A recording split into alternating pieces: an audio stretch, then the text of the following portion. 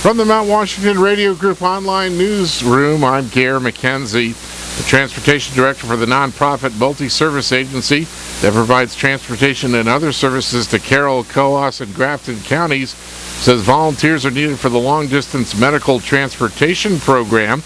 Beverly Raymond of Tri-County Community Action Program says drivers are needed who can use their personal vehicles to pick up passengers at their homes or some other place and then drive them back to their destination. The trips may be local or long distance. Volunteers are reimbursed for mileage at the rate of 55 cents per mile. Raymond says it's an important service, and by volunteering to do it, you can help make a difference in the lives of people. For more information or to volunteer, call Tri-County CAP at 603-752-1741. A Valley-based adventure filmmaker is in Nepal preparing to document the ascent of the world's tallest mountain by a great-grandfather from California. Tom Pollard of Jackson runs Eyes Open Productions in North Conway. He left for Nepal this weekend to take part in a series of smaller acclimating climbs as he documents the attempt by 68-year-old Jim Geiger of Sacramento to be the oldest American to ever reach the summit of Mount Everest. Pollard frequently works in the Valley area and on Mount Washington, and he's been on Everest before, serving as the high-altitude cameraman for an expedition in 1999 that was documented on public television. When we last heard from Pollard yesterday, he was delayed by smog while waiting for his next flight. To bring us up to the Khumbu region village of Lukla, which is at about 9,300 feet.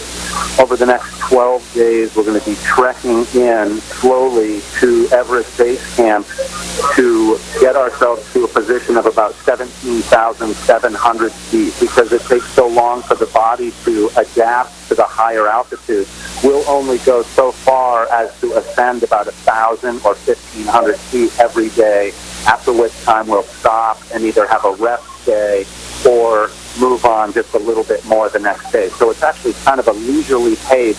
Pollard hopes to be in position to make a bid for the summit of the mountain, just more than 29,000 feet high, by the second week of May. Right now, he says he and Geiger are focusing only on the next day ahead, making sure they stay healthy, hydrated, and fit. We will continue to bring you significant updates about their progress. In Maine news, the Cumberland County Sheriff's Office says a 28-year-old Maine woman died after crashing on Route 35 in Harrison Tuesday night. Lieutenant Thomas Williams says deputies and firefighters from Harrison and Bridgeton responded to the scene at 510 Naples Road shortly after 6:30 yesterday morning after a passing driver called authorities after seeing a 1999 Chevrolet S10 Blazer off the road in the yard. Williams says responders found the lone occupant of the Blazer, identified as Sabrina B. Titus of Raymond, dead at the scene.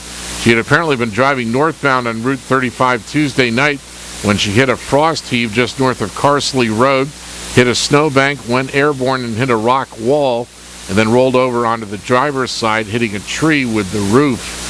The residents at the address tell deputies they heard a loud crash around 9 o'clock Wednesday night and went outside to investigate but didn't see anything. Family members of Titus have been notified. Authorities continue to investigate the crash. In sports, the Portland Pirates let the Worcester Sharks get an early lead last night in Lewiston and couldn't catch up, losing 5-3 to the Sharks. The Pirates host the Providence Bruins in Lewiston tomorrow night.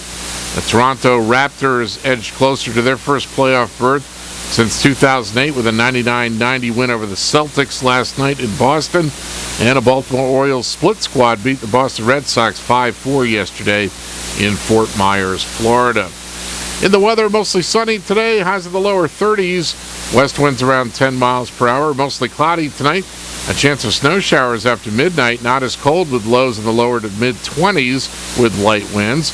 And snow or rain showers likely in the morning Friday, then rain showers in the afternoon. Little or no snow accumulation. Highs in the mid-40s. From the Mount Washington Radio Group Online Newsroom, I'm Gare McKenzie.